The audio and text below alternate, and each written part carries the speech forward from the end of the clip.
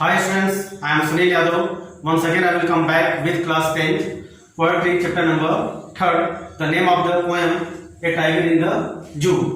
एक बार फिर मैं कक्षा 10 की poetry chapter number 3rd A tiger in the zoo को लेकर आप लोगों के सामने प्रस्तुत हूँ। देखिए, टाइगर इन द जू का मतलब होता है जू यानी चिड़ियाघर, इन मतलब में, ए मतलब एक, टाइगर मतलब चीता। कह रहा है कि चिड़ियाघर में एक बाघ, चिड़ियाघर में एक बाघ के विषय में कवि लैरिस नोरिस बताते क्या है, आज मैं आप लोगों को सामने प्रस्तुत करने जा रहा हूं। देखिए, इस कविता में कवि एक बाघ, एक चिड़ियाघर के बाघ की दयनीय स्थिति को प्रस्तुत करते हैं और ये बताते हैं कि जो बाघ चिड़ियाघर के पिंजरे में कैद है उसकी स्थिति बहुत खराब है। पहले स्टेंजा में देखो क्या कहते हैं कि he stalks in his vivid stripes the few steps of his cage। he stalks मतलब वह चलता है, हिलता है, डुलता है।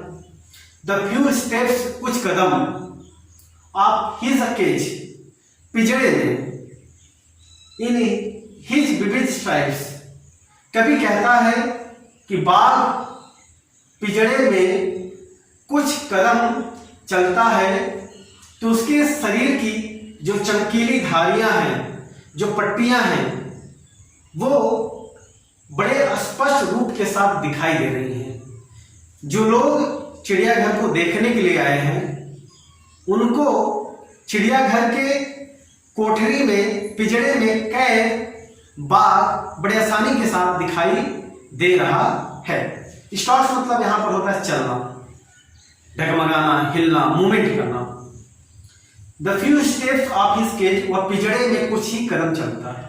यहां कभी कहता है कि चिड़ियाघर का जो पिंजरा है उसकी दूरी सीमा तय है, यानी कि पिंजरा है चिड़ियाघर का बहुत छोटा है, उसमें एक बाघ को कैद किया गया है और बाघ कुछ ही दूरी चलता है और उसके शरीर की जो चमकीली धारियां हैं वो बड़े स्पष्ट रूप के साथ दिखाई दे रही हैं। किसको दिखाई दे रही हैं? जो लोग चिड़ियाघर को देखने के लिए आए, जो विजिटर्स हैं, जो आगंतुक हैं, उनको चिड़ियाघर के पिंजरे में कैद बाघ जो चीता है उन्हें बड़े ही अच्छे तरीके से स्पष्ट रूप से दिखाई देता है और उसके शरीर में जो बड़ी धारियां हैं वो बहुत अच्छे तरीके से दिखाई दे रही है।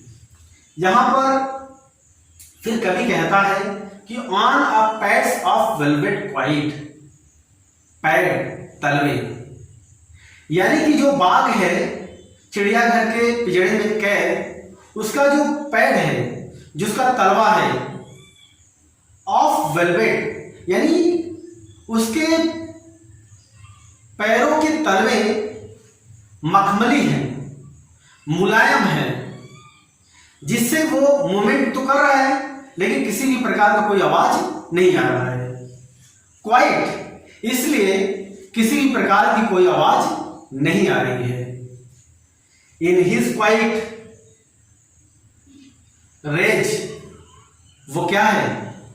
वो बहुत ही क्रोधित दिखता है लेकिन वह बहुत ही शांत रहता है। पहले स्टेंजा में कवि ये कहना चाहता है कि एक बाघ मानव की क्रूरता का शिकार हो गया है। एक बाघ को जंगल में होना चाहिए, ना कि पिंजरे में होना चाहिए। और चिड़ियाघर के पिंजरे में जो बाघ कैद है वो बहुत उदास है, वो बहुत उदास है, बड़े उदासी के साथ उस पिंजरे में वह धीरे धीरे मूवमेंट कर रहा है और उसके शरीर की जो धारियां हैं वो स्पष्ट रूप से दिखाई दे रही हैं। पहला स्टेंजा हमारा क्लियर हो गया। फिर हम सेकेंड स्टेंजे में बात करते हैं। सेकेंड स्टेंजा में कवि लैरिस नोरिस जंगल के एक बाघ के बारे में बात करता है और उसके बारे में कल्पना करता है कि जो बाघ चिड़ियाघर के पिंजरे में है उसका जीवन कैसा है और जो बाघ जंगल में है वो क्या कर रहा होगा, क्योंकि बाघ चिड़ियाघर का जो पिंजरा है वो बाघ का प्राकृतिक आवास नहीं है। नेचुरल हैबिटेट नहीं है, क्योंकि बाघ तो जंगल में होता है और चिड़ियाघर के पिंजरे में वह स्वतंत्र नहीं है। तो चलिए हम लोग बात करते हैं सेकंड स्टेंजा में। सेकंड स्टेंजा में कवि नेरिस लोरिस जंगल के बाघ के बारे में बात करता है और कल्पना करता है। कल्पना क्या करता है कि जो बाघ जंगल में वो क्या कर रहा होगा। तो कहता है कि he should be lurking in Shadow. Lurking मतलब घात लगाना। He should be lurking in Shadow, वह किसी छाया में घात लगा रहा होगा। किसके लिए घात लगा रहा होगा? अपने शिकार के लिए। कैसे लगा रहा होगा? स्लाइडिंग, घिसक कर, थ्रू से होकर, लॉन्ग ग्रास, लंबे लंबे घासों में छिपकर वो धीरे धीरे खिसक रहा होगा, सरक रहा होगा और किसी छायादार वृक्ष के नीचे, घनेरे वृक्षों के नीचे वो बैठकर अपने शिकार का इंतजार कर रहा होगा। यानी कि जो बाघ होता है वह जंगलों में लंबे लंबे घासों के बीच में रहता है, घनेरे कुंजों से लदे हुए वृक्षों के बीच में रहता है, ताकि छोटे छोटे जानवर उसे देख न सके। अगर वो दिखाई दे देगा तो जानवर उसे देखकर भाग जाएंगे, वो अपना शिकार नहीं कर पाएगा। इसलिए बाघ जो है वो लंबे लंबे घासों में छिपा रहता है और वो किस छायादार वृक्षों के नीचे बैठकर वो अपना घात लगाता रहता है। Near the hole water hole, कहां पर? किसी जलाशय के पास। किसी जलाशय के पास वो क्या होगा? छिपकर अपने शिकार का इंतजार करता रहता है। वेयर पंप मतलब होता है हष्ट पुष्ट, मोटे और ताजे। किसका इंतजार कर रहा? डियर, हिरन का। पास मतलब गुजरना। यानी कि कवि कहता है कि जो बाघ जंगल में है वो किसी छाया में घात लगा रहा होगा, या तो किसी बड़े बड़े घासों से होकर सरक रहा होगा और किसी जलाशय के पास वह छिपा होगा, ताकि जब हिरन वहां पानी पीने के लिए आएगी तो वो क्या करेगा? उस पर अपना आक्रमण करके अपना शिकार बना लेगा। यहां पर कवि कहता है कि जो बाघ जंगल में है वह पूरी तरह से स्वतंत्र है। वो अपने हिसाब से अपने मनपसंद का शिकार करके खा रहा है, पी रहा है। लेकिन जो बाघ चिड़ियाघर के पिंजरे में है वह पूरी तरह से स्वतंत्र नहीं है। और कवि ये कहना चाहता है कि मानव की क्रूरता का शिकार जो बाघ पिंजरे में है चिड़ियाघर के, वह पूरी तरह से स्वतंत्र नहीं है और ना ही चिड़ियाघर का जो आवास है वह प्राकृतिक उसका आवास है। ये टाइगर इन द जू के तीसरे स्टेंजा पर बात करेंगे। इसमें कवि कल्पना करता है कि जो बाघ जंगल में है वो किस तरह से स्वतंत्र रूप से अपना काम करता रहता है। यहां पे देखिए, he should be snarling around houses at the jungle's edge. यहां पर कभी कहता है कि ही यानी जो बाघ है जंगल में स्वतंत्र रूप से जो घूम रहा है वो क्या कर रहा होगा? ही शुड बी स्नार्लिंग यानी गुर्राना, दहाड़ना, around houses at the jungle's edge. जो बाघ जंगल में है वो जंगलों की छोर पर बसे हुए चारों तरफ गांव में रहने वाले घरों में व्यक्तियों के ऊपर क्या कर रहा होगा? गुर्रा रहा होगा, उन्हें भयभीत कर रहा होगा, अपना भय दिखा रहा होगा। जो बाघ जंगल में है वो जंगलों के आसपास छोर पर बसे हुए घरों के पास जाकर गुर्रा रहा होगा, दहाड़ रहा होगा। कैसे दहाड़ रहा होगा? कैसे गुर्रा रहा होगा? कैसे उन्हें भयभीत कर रहा होगा?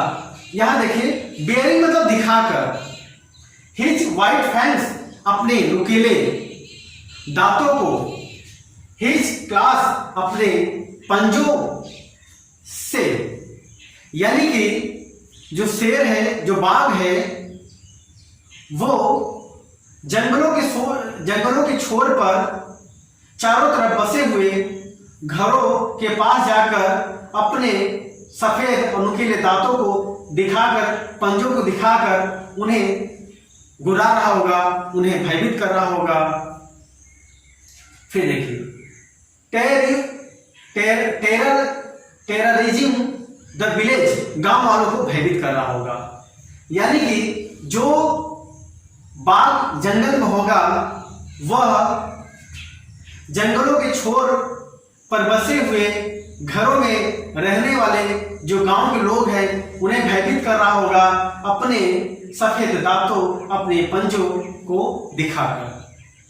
फिर कभी चौथे स्टैंजा में बात करता है, कहता है कि जो बाघ चिड़ियाघर के पिंजरे में कैद है वो किस तरह से वहां पर अपने आप को महसूस कर रहा है, हम स्टैंजा नंबर 4 में पढ़ते हैं।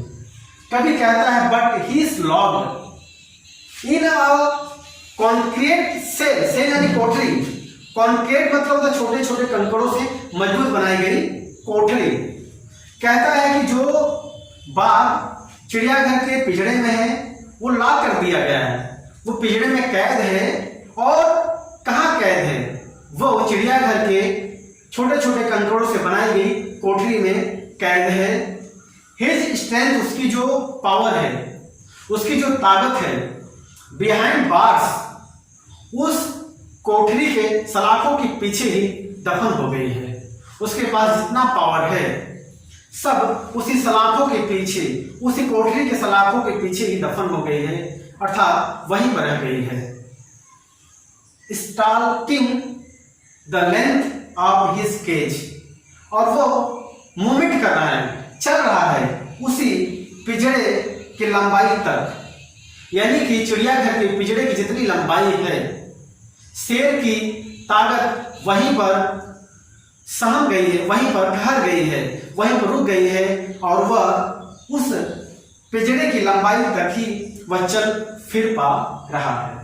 फिर कभी कहता है कि इग्नोरिंग विजिटर्स, जो लोग चिड़ियाघर को देखने के लिए आए हैं, बाघ उन लोगों को देखकर इग्नोर कर रहा है, किसी भी प्रकार की कोई दिलचस्पी नहीं दिखा रहा है। बाघ के अंदर किसी भी प्रकार की कोई इंटरेस्टिंग नहीं है विजिटर्स के प्रति, यानी कि बाघ उस चिड़ियाघर के जेल में बहुत ही उदास है और वह मानव की क्रूरता का पूरी तरह से शिकार हो चुका है। कहीं न कहीं कभी मानव की क्रूरता के खिलाफ अपना इरादा पेश कर रहा है। स्टैंजा नंबर 5 की इसमें कभी कहता है कि चिड़ियाघर के पिंजरे में कैद जो बाघ है वह रात्रि के समय पेट्रोलिंग कारों की आवाज को सुनता है और क्या महसूस करता है, इन तमाम बिंदुओं पर हम बात करते हैं स्टैंजा नंबर 5 में। देखते हैं कि ही हियर्स, वो सुनता है, द लास्ट वॉइस, दिन भर की आवाजों के बाद सबसे अंतिम जो आवाज होती है वह रात्रि आवाज होती है जो बाघ चिड़ियाघर के पिंजरे में कैद है। उसके लिए अंतिम आवाज कौन सी होती है? He hears the last voice, the patrolling car at the night. चिड़ियाघर के पिंजरे में कैद बाघ रात्रि के समय पेट्रोलिंग कारों की आवाजों को सुनता है, पेट्रोलिंग कारों की आवाज को सुनता है। पेट्रोलिंग कार पुलिस की वाहन होती है जिसे रात्रि के समय गश्त करने के लिए प्रयोग किया जाता है। पेट्रोलिंग कार का मतलब आपने समझ लिया होगा कि पेट्रोलिंग कार वह कार होती है, यानी कि वह पुलिस का वाहन होती है जिसे चिड़ियाघर में रात्रि के समय गश्त करने के लिए प्रयोग किया जाता है। पेट्रोलिंग कार रात्रि के समय चिड़ियाघर में इसलिए प्रयोग किया जाता है कि वो पेट्रोलिंग कार से रात्रि के समय जानवरों को देखते हैं कि जानवर सोए हैं कि नहीं सोए हैं, क्या कर रहे हैं, इसलिए वो लोग रात्रि के समय पेट्रोलिंग कार से गश्त करते हैं। तो रात्रि के समय he hears the last voice at night the patrolling car, रात्रि के समय वह पेट्रोलिंग कारों की आवाजों को सुनता है। जो बाघ चिड़ियाघर के जंगल जो बाघ चिड़ियाघर के पिंजरे में कैद है, जो पूरी तरह से स्वतंत्र नहीं है, जिसे चिड़ियाघर के पिंजरे में कैद कर दिया गया है, वह रात्रि के समय पेट्रोलिंग कारों की आवाज को सुनता है एंड और stairs with his brilliant eyes, और अपनी चमकीली आंखों से घूरता है।